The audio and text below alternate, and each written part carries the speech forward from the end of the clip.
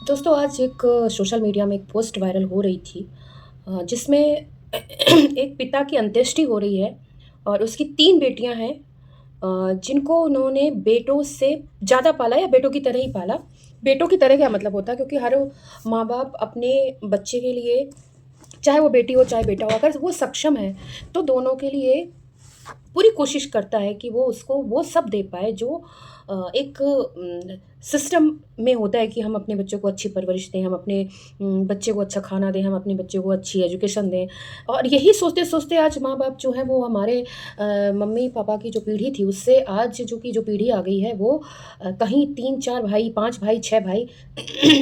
से घटकर 2 या 1 में आ गए हैं। सिर्फ़ इसलिए कि हम उनको अच्छा खाना दे सकें, हम उनको उनको अच्छा पहनना दे सकें, हम उनकी हर हॉबी पूरी कर सकें। लेकिन जो ये धीरे-धीरे अब जो चीज़ें देखने में आ रही हैं कि जो चीज़ें पहले थी, जो संबंधों की जो समझने की जो मानने का जो एक तरीका था या संकोच था या लोग एक-दूसरे को जो समझते थे, आज के दौर में वो धीरे-धीरे घटता जा रहा है। और इतनी बुरी स्थिति कि अ, माँ-बाप का मतलब माँ भी बताया जाता है कि उस वृद्धाश्रम में पहले थोड़े दिन पहले माँ का अंतिम संस्कार हुआ था और तभी भी वो लड़कियाँ नहीं आ पाई थीं और उन्होंने ₹5100 उस वृद्धाश्रम को दे दिए ताकि उनका अंतिम संस्कार हो सके और अभी भी पिता की अंत्येष्टि पे भी उन्होंने ₹5100 जो वृद्धाश्रम है उसको दे दिए कि उनका अंतिम संस्कार हो सके और उनसे कहा कि जो अंतिम संस्कार होगा उसकी रिकॉर्डिंग कर ली जाए, वीडियो रिकॉर्डिंग और उनको भेज दिया जाए। तो सो अपने आप में कितना पीड़ादायक है और जो इंसान मर के चला गया वो तो मर के चला ही गया, लेकिन जो समाज में लोग देख रहे हैं, सुन रहे हैं, समझ रहे हैं उनको कहीं न कहीं इस ओर सोचना पड़ेगा कि किसी के घर के बुज़ुर्ग जो हैं वो वृद्धाश्रम में क्यों हैं? मुझे भी एक बार जाने का मौका मिला वृद्धाश्रम जहाँ पे कवि सम्मेलन था। वो उसमें से कुछ वृद्धाश्रम तो वृद्ध जो हैं वो ऐसे हो गए हैं कि मतलब स्तब्ध हो गए हैं। उनको ना शायद वो कुछ सोचना नहीं चाहते, शायद वो किसी से बोलना नहीं चाहते और वो एकदम साइलेंट हो गए। कुछ जो हैं वो इतना भावुक हो जाते हैं कि रोने लगते हैं। कुछ जो हैं वहाँ से निकलने के लिए ऐसे फड़फड़ाते हैं कि लगता है कि किसी ने मुझसे तो ये भी कहा कि बिटिया मेरे मैं यहाँ रह कर के ऊब जाता हूँ, मैंने जीवन भर काम किया है और मैं चाहता हूँ कि आप मुझे किसी किसी स्कूल में रखवा दो, मैं 24 घंटे उसकी चौकीदारी करूँगा और मुझे उस स्कूल में जो है वो रखवा दीजिए, मैं वहाँ पे काम कर लूँगा। मतलब इस तरह के जो वृद्ध थे, इस तरह के थे।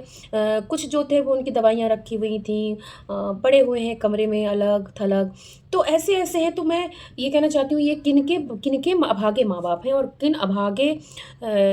मैं माँ-बाप को अभागा नहीं कहूँगी, मैं उन जो बच्चे हैं उनको अभागा कहूँगी कि ये कैसे अभागी संतान है कि जिनको माँ-बाप ने इतने प्रेम से पाला-पोसा, उनको इस तरीके से छोड़ दिया जाए। मैं कहती हूँ लाख बुरे ठीक है, आप मत बोलो, मत बात करो, कम से कम आप घर में रख दो। अगर आप सक्षम हैं तो उनके लिए नौकर रख दो, खाएँ-पिएँ पड़े रहें एक कमरे में अलग, कम से कम मतलब आपकी नज़रों के सामने तो उनको रखो अगर आप सक्षम हैं। कोई पता चलता है मेरे ही मतलब आस-पास ही एक सोसाइटी है जहाँ पर पता चला कि बेटी जो है वो अलग कहीं विदेश में है, बेटा है वो कहीं अलग विदेश में है और पत्नी से जो है वो उनका अलगाव हो गया है। अभी थोड़े दिन पहले अलगाव हुआ मतलब रिटायरमेंट के बाद अलगाव हुआ और जो है वो जो व्यक्ति थे, जो बुज़ुर्ग थे वो अलग रहते थे और उनका जो आर्थिक रूप से उनका कुछ सिस्टम बिगड़ा हुआ था और उन्होंने 6 महीने से या 4 महीने से उनका जो बिजली का बिल है वो नहीं भरा हुआ था सोसाइटी में। खाने-पीने की दिक्कतें थी, उनको पैसे की दिक्कतें थी और इसके बाद पता चला कि उनकी पता नहीं डेथ अटैक से हुई या उनको कोई बीमारी थी, वो ख़त्म हो गए और ख़त्म होने के बाद जब शरीर से बदबू आने लगी आस-पास के लोगों को, तो लोगों ने शिकायत की और कंप्लेंट की या सूचना दी कि यहाँ से बदबू आ रही, जब खोला गया तो वहाँ पे वो मृत पाए गए। ऐसा जीवन अब ख़ास करके शहरों में ज़्यादा ये चीज़ें देखने को मिल रही हैं। गाँव में और कस्बों में ये चीज़ें अभी भी थोड़ी कम है, लोगों को एक-दूसरे का संकोच है। हालाँकि गाँव में और उसमें भी मैंने बहुत क्योंकि मैं गाँव में भी रह के आई हूँ, तो मैंने बहुत लोगों को ये भी देखा है कि किसी के जब घर में बुज़ुर्ग होते थे, तो ठीक है समाज के डर से वो घर में रखते थे, लेकिन अंदरूनी उनको बातें सुनाना, उनको खाना ना ढंग से देना, ये सारी चीज़ें गाँव में भी होती हैं। लेकिन बस ये था कि हाँ, उनको कोई चूँकि कोई ऐसी गाँव में कोई ऐसी परंपरा नहीं है वृद्धाश्रम की, ना शहरों में मतलब छोटे कस्बों में ना ऐसा है, तो वहाँ पे ये परंपरा नहीं है। बेशक आप कैसे भी रखो अपने माँ-बाप को, बुज़ुर्ग को, लेकिन वो अपने साथ ही रखते हैं। तो अब जब सामने रहेंगे तो निश्चित रूप से खाना भी देंगे, जैसा भी देंगे, लेकिन रखते हैं अपने साथ ही हैं। लेकिन ये जो शहरों में चलन हो चुका है कि नहीं बन रही है तो वृद्धाश्रम चले गए। कुछ कुछ माँ-बाप भी ऐसे हैं कि नहीं है तो हम मैंने एक महिला थी उसी वृद्धाश्रम में जिसमें मैं गई थी कवि सम्मेलन के लिए, तो वहाँ पे मैंने उनसे पूछा तो उन्होंने बताया कि मेरी 3 बेटियाँ हैं और मैं तीनों की शादी कर दी है और जो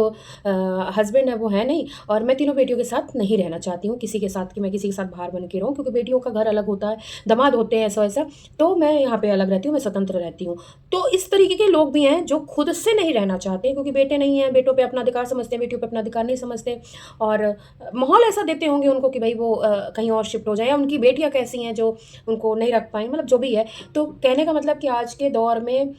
ये इतनी बड़ी समस्या है। अब इसको समाज कैसे निपटेगा? लोग कैसे निपटेंगे?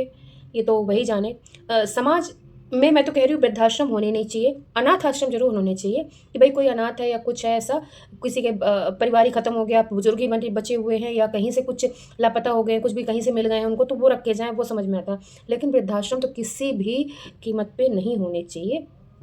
पर बदकिस्मती से हैं हमारे आस-पास और हम ऐसी घटनाएँ यदा-कदा हम देख लेते हैं। तो ये बिल्कुल विचार करने वाला मुद्दा है, सोचने वाला मुद्दा है और हम सभी को कहीं न कहीं शायद सुधार करने की भी ज़रूरत है, हम सभी के घरों में, समाज में। तो दोस्तों आपको मेरा ये वीडियो कैसा लगा? आप मुझे कमेंट करके ज़रूर बताइए और आपकी इस विषय में कैसी राय है कि आप लोग क्या समझते हैं, वो भी बताइएगा मुझे। धन्यवाद।